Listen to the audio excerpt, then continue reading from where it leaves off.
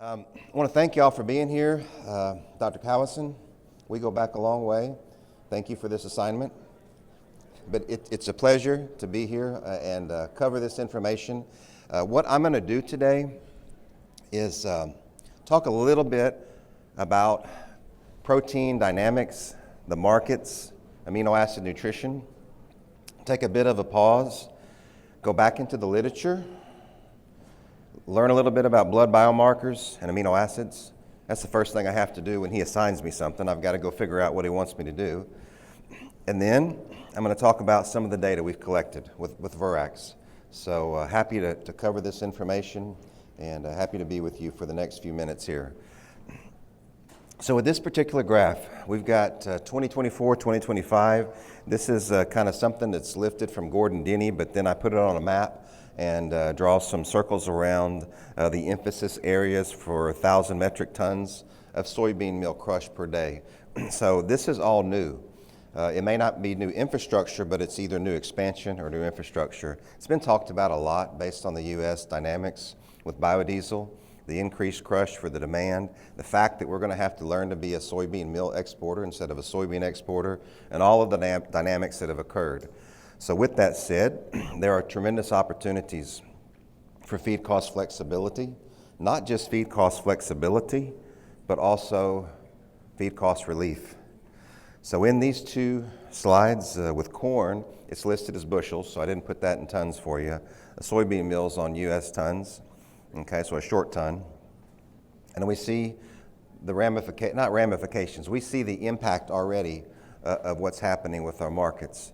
And I actually didn't think we'd see it this fast, but we have a lot of decrease in price pressure points, which have created some relief and some flexibility for nutritionists, and it's a long time coming, as you can see. With respect to formulation flexibility, this is a snapshot of lysine, so we use HCl as a standard, 2015 to 2024.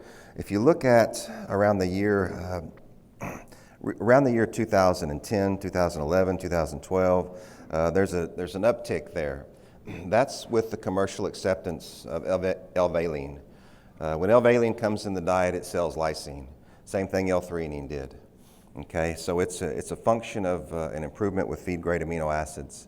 Right now, we're looking at the potential for higher levels of L-lysine. In the talk yesterday morning, I made a projection of 0.5% of diet by the year 2050, going from 5 pounds now to 10 pounds a ton. Dr. Lee in the back was like, maybe, Mike, we'll see. That's a pretty bold, and it is.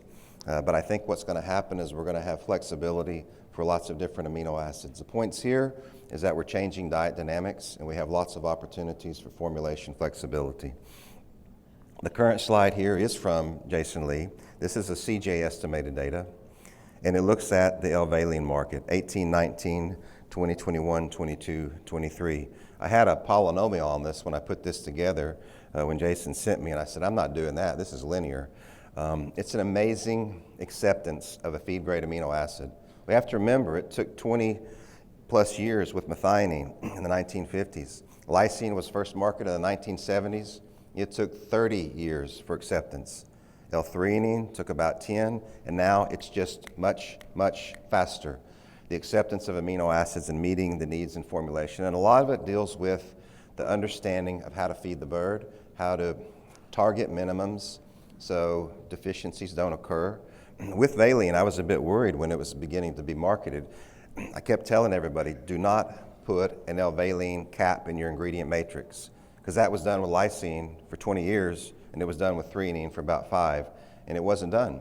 That basically sets protein level, and you don't have to worry about anything. Use a pound a ton and just move on. So, and you're not making the money that you could.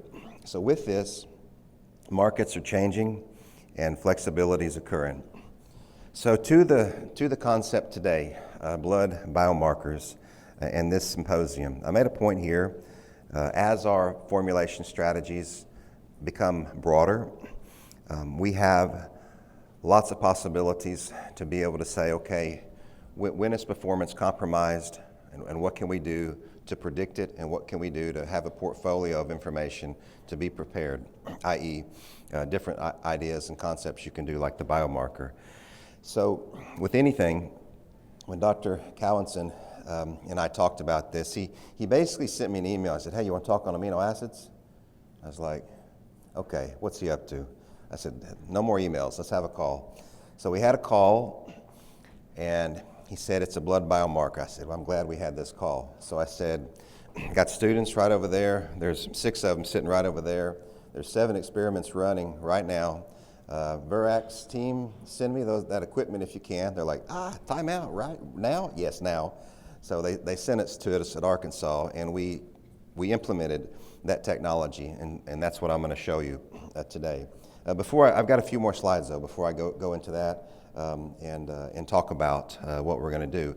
This slide, before I move into the blood things and some other conclusions, I lifted this from the WPSA keynote yesterday morning, but I think it fits well with this type of discussion in that we are continuing to have more tools in the toolbox to collect more data. And we've all got time to just sit around and look at regressions and analyze this data. No, we don't have time. So time is the problem. So I think we're going to have integrators work with models and work with computer science management teams to amass that data, better understand that data, and work. And the key is having the experts, the nutritionists and the veterinarians, to be able to decipher this is noise, this is important, let's follow this, and not chase your tails on trends. So I think there's lots of opportunity when this concepts start coming to fruition. With respect to the formulation strategies, I showed you trends where soybean meal is going to be more affordable. Feed-grade amino acids are going to be more affordable. For the integrators around the world, this is great. How does this look in terms of formulation? With increased amino acid density, soybean meal drives L-arginine. Soybean meal drives the nutrient arginine, potassium. These are things that really stick out. So with low protein diets, the biggest issue you have is the arginine to lysine ratio, because it's going to be the first limiting amino acid once you've got the 4 amino acids in the diet: a methionine, lysine, threonine, and valine source. Arginine is really going to stick out. If you're at 105, it's going to be there as first limiting. If you're 108, 109, 110, I'm looking at people in this room that I know have higher levels than me. It could be as limiting as valine, for example, okay? So with the increased amino acid density, you're going to have a high arginine level. On the other side of that, this is U.S.-centric, okay? In this country, we have corn, and corn. So with our corn DDGs and our corn grain, as we reduce crude protein, we're going to have higher levels of both.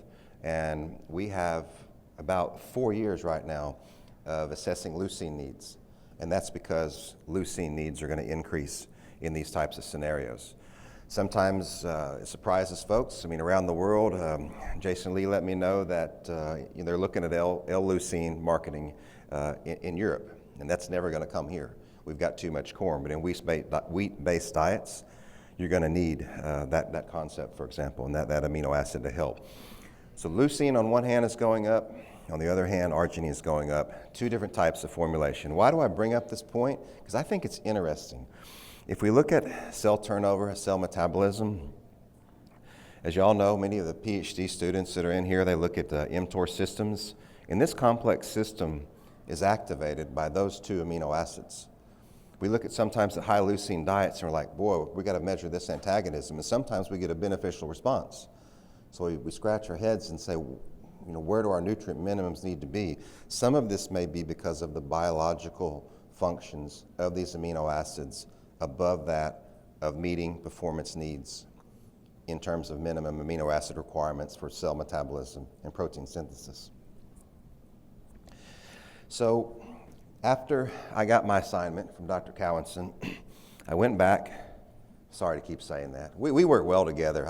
He's on the front row right here, and I feel like we're in a bar, so I'm going to pick on him. I went back to the literature, pulled out some old poultry science text. Then I got on the web and I started looking for stuff. So I've got a paper here. We got 1939. So there's a number of reasons I was really happy to find this paper. It's got nice pictures. I'd never heard of Patton, but he was at the University of Arkansas. This is the first paper that I can find with a crystalline amino acid in poultry science. And most of the papers that dealt with free amino acids back before the 1950s were not looking at amino acid utilization. They were looking at metabolism and toxicities, and that's exactly what this paper did. It looked at nitrogen toxicities with glycine. But the reason I point this out, first paper I could find, already looking at blood biomarkers to rule them out.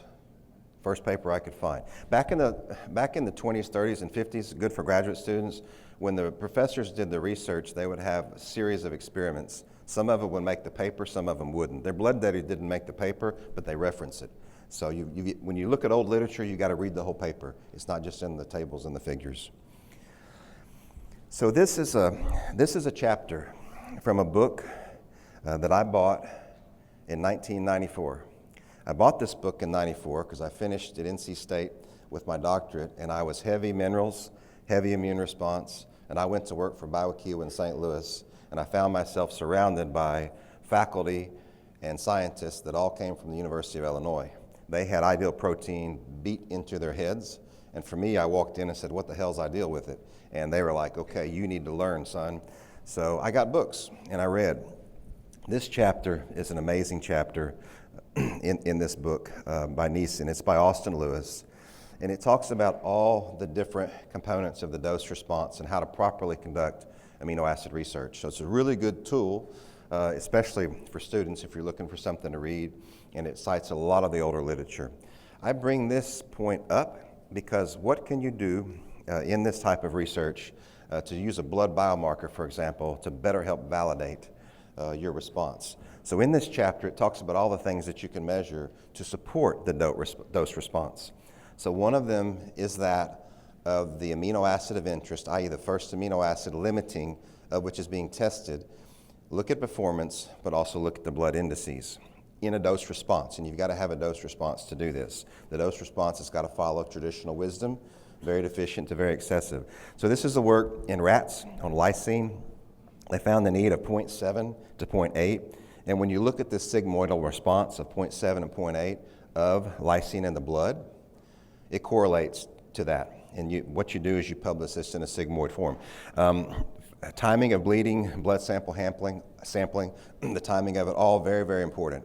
You know, with broilers, it's better to, you got ad libitum, so at some point, get them a little bit hungry, raise them, and then put the feeders back down, and afterwards you can do the bleeding, and you've got more of a composite. It might be good to have different teams so you can get them all done pretty quick, etc. So at that time, when I was reading all that, I was at Biochemistry. When I transitioned to Mississippi State, I did a number of trials with amino acids and things that I'd been wanting to do that were on the list when I was in industry, but we didn't have time to do it. This particular paper is a collaborative effort with Brian Kerr, who was my former boss, and looking at threonine and different strains. And all these are dose responses. So we had 3 different strains of broilers, 3 different dose responses with different minimum and maximums. You can see on quadratic estimates where we predicted the range of need of the bird. And this is from the publication.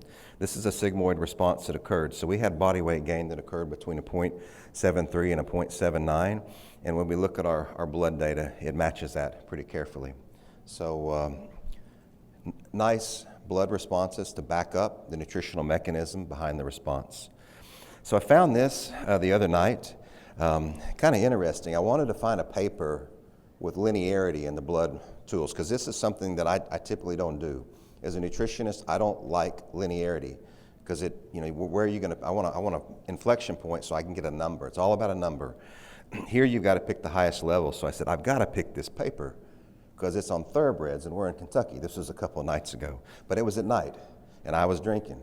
So the next morning, I went to clean it up, and I said, good grief, that's Yoshi. That's my former postdoc. What the heck is he doing working on thoroughbreds? Anyway, that's a true story. The linearity in the top part of that is where you're going to pick your blood point for your maximal response.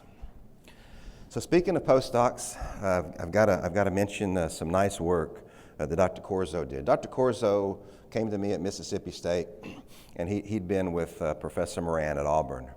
And he's like, Mike, let's go do some amino acid research. I said, we're going to do amino acid research, and you're going to do something else. He said, what do you mean something else? I said, whatever we can figure out, we're going to make you as smart as we can make you. Where's Dr. Corzo? Yep, there you are. We had fun. Oh, thank you, Dr. Shirley. You're getting small, aren't you? All right, sit tight. It's all positive. We found Shane Burgess in the vet school, just been hired. Not only is going to, in Mississippi State, tremendous collaboration between the vet school and the poultry science department.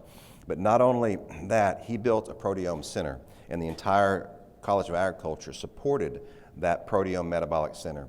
And Dr. Corzo basically went in and championed that with all of his data to back up nutritional responses with proteomics, and did some fabulous work. This is where he's looking at amino acid scarcity. So he's looking at lysine, and he picks points on this curve, and then he goes to the proteome and points out in terms of deficiencies, in terms of excesses, what's happening in terms of the, now this is a spot in time, and it's proteomics. So it's kind of like a fishing expedition. What do you find?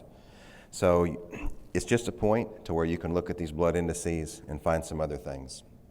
Here's one that I wanted to use for this presentation, and this is where I found review articles specifically on biomarkers. So we have low protein, meat and bone meal, for example, soybean fat, amino acid deficiencies, a number of things that you can look at. The last one, I think I've got a slide on this. The last one there is amino acid deficiency with urea. Let's take a look here. Yep, here it is. That's from the book chapter. This is with tryptophan, and as tryptophan is increasing, urea is decreasing to the inflection point of adequacy, and then it plateaus on the bottom line. So just another way you can look at a blood biomarker for an amino acid response. And we all know of the work that Dr. Cowanson and DSM are now doing all over the world, for that matter. This is work that they've done at Arkansas with my former PhD, Garrett Mullinex, collaborating with Dr. Dredi's lab, and worked on collecting a lot of data with the DSM Verax team. So what we have done, and that's a big we, okay, because there's a lot of folks that worked on this, is when Aaron gave me the call and we talked, we figured out which experiments we had that were feasible based on biosecurity to do this, because we find ourselves a lot on multiple farms, and we have a 72-hour window where we can go back and forth to farms. So with that much research, biosecurity and being able to time this is important. So we picked 3 existing trials, and these 3 are all being presented here at Poultry Science. And what this represents is going into those trials and taking blood measurements on a few birds just to get preliminary information to be able to come here today and talk to you about something that we've obtained that might help in the overall evaluation of looking at blood metabolites. The work on the left is with Ben Angel, amino acid density and branched chain amino acids, and with Grace Slick in the Smart House, which are much larger industry-based pens, is in amino acid density as well in the 708. All 2 of those verbal talks will be presented this afternoon. I'm not going to say much about them because of that, but I will briefly tell you what we did. And this is not the experimental design. This is the design of which blood was taken from these particular birds. So here you've got a corn soy versus a corn DDGs. It's all high amino acid density. So in terms of energy and amino acids, we can say it's isocaloric, isonitrogenous, except for the fact that in the second diet, it's got DDGs at an inclusion of 2.5. In addition, these birds were bled, those 2 treatments, after a feed change from 40 to 41 days of age. Next, we've got the raw 708 birds, and this is Grace's work. It's going to be presented this afternoon. We picked 2 of her, well, she only had 2, so we picked the 2 treatments here that are higher and low. And this is kind of like the alpha to the omega. Those are digestible amino acids. So all of the amino acids follow suit to those levels, okay? And then the last one is on branched chain amino acids. So it's basically treatments whereby we're looking at corn soy DDGs to increase leucine versus corn soy L-leucine to increase leucine with varying levels of valine and isoleucine. And this is part of Ben's master's work that he'll be presenting as later today. So this is Savannah and Blake. This is in one shot in the houses. This is in Ben's research house where they've got all the equipment. So Verax worked very closely with the team of graduate students, getting the equipment to them so they could be prepared to bleed the birds and run the equipment. How am I doing on time? I just feel like I'm rambling. 5 minutes, I am rambling. I hadn't got to the data yet. Data's quick. We're in good shape. We're in good shape, okay. What we did two things. The first thing we did is we looked at these treatments by experiments in a t-test. And then I said about a month ago, what am I going to present here? So I sat down with my favorite statistician and I said, I want to run an internal meta-analysis. So I'm a stickler because I don't like to get away from SAS. I know there's a lot of platforms out there, and he gets mad at me. He's like, you know how hard it is to make these graphs in SAS? I'm like, okay, just work with me. So basically, we put all the data in. We standardized it by nutrient composition. So we basically reanalyzed the diets using a common nutrient-based platform. So I could pick anything, okay? And I could be here all day, Shelby. Okay, that's just kidding. But we picked all of these nutrients. And then we regressed across time, and we looked at which biomarker was moving up or down. I'm going to show you two. I'm going to show you crude protein, okay, which is crude. Sorry about that, but it moved a lot. And I'm going to show you leucine, because that was a very clear study in terms of these plots. Okay, so I've got 10 of these, and then I'm going to be quiet and finish this presentation. So they're set up. I think the technology is a lot better today than it was yesterday on these slides for y'all's viewing, but I still hope you can see that because I know it's light. And I apologize because these are copy. Every SAS program generates one graph. Then you got to copy and paste it, and you can't edit it. So I apologize. I could edit it, but I'm not smart enough. So this is carotenoids. So with regard to the bars that you see, the light red, that is the Ross amino acid density 708. Okay, the green is the BCAA moving, okay, and then that shorter one there, the blue, is the Cobb amino acid density. So the carotenoids should be higher from the start because with lower protein, you've got more corn, and that didn't show up on this one. And keep in mind, this is when we say, oh, we got preliminary data. This is not preliminary data. This is pre-preliminary data. Okay, we're learning is what we're doing. With glucose, we go to that next. Glucose should be elevated with lower protein, and it is.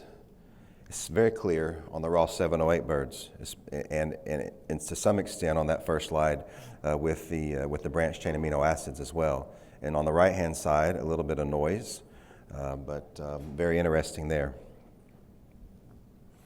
Total protein, okay, should go down in the low amino acids, and it's not sensitive there in this particular assay, either with CP on the left or leucine on the right. Next, we go to total albumin. It should follow protein. It should be lower in the low CP, and this one doesn't follow suit. Sodium.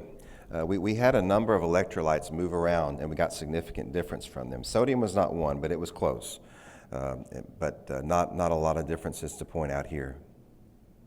The next one is potassium. Potassium was hugely significant in the t-test. It was also significant in the regression. So when we have soybean meal decrease in price like it is, it's just great, okay? But we've got to watch potassium. This is a clear indice that potassium is moving in the blood, okay? Ionized potassium goes the other way. I put that here because it's significant. That's the only reason, because I don't know how to explain it. Aaron, that's for you later. Total calcium, I wanted to talk about this. In the abstract, you'll note there are numerous calcium and phosphorus effects that are noted and discussed. Here, not a lot of clarity. With the leucine, there's a fairly large decrease in total calcium. on the branch chain on the right. We move to ionized calcium. We see, you can call that noise or you can call that different responses based on strain and level. And lastly, total phosphorus. Total phosphorus was significant in terms of increasing and decreasing. There were significant differences that occurred, and they are not consistent by strain. So I'm wrapping up. Electrolyte, calcium, and phosphorus effects occurred when we put the birds through the meta-analysis on the blood biomarkers. Glucose was very clear, but we had calcium, phosphorus, sodium, potassium that really needs more work. And Aaron and I talked about this, and he said, this is very interesting. I've been reading a few papers, and the one I have with me in my notebook there is a publication. It's an infant research in a medical school with humans, and it's looking at babies post-pregnancy. But what they clearly discuss is the cellular growth in these children, and that the cells are based on the amino acid, phosphorus, and potassium as the drivers for cell growth. And that was one of the papers that I could find when I started looking at the amino acid effects of phosphorus on cells. So I think there's lots of things in the future to keep learning from. And with that, I'm going to finish. So thank you, Shelby. So, yeah.